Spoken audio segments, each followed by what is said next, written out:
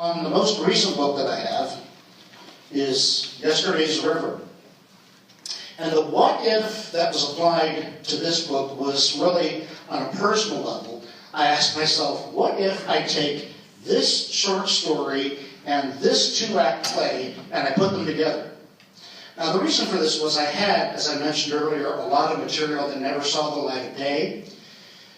But as I got into publishing and got some forward motion going in the world of publishing, I realized there was a lot of material that I wanted to salvage somehow.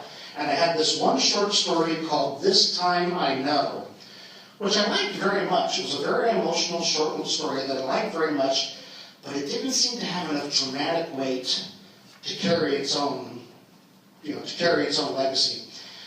At the same time, I also had separate, written about 10 years later, I had a play, a two-act play called Nothing and Something, that I also liked very much, but again, wasn't sure about how it stood on its own because some of it was fairly esoteric. A lot of that story involves a writer, based very loosely upon myself, having a long-standing argument with his imaginary muse.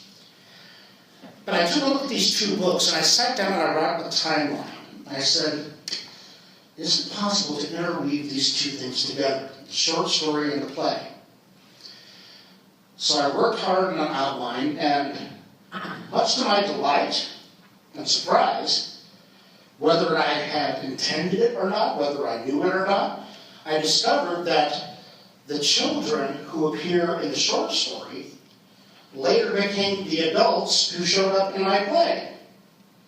Didn't realize that I had done that. It was a eureka moment like no other. I thought, oh, thank you. I can establish both of these in one shot. Excellent. It's a very emotional book. It's a very challenging book. I'm very open about that. But like I said, in this instance, the what if that I posed myself was more of a personal question, more of a practical question than really a creative question. But it just shows you that it can go in a number of ways if you're approaching the creation of a story. Thank you.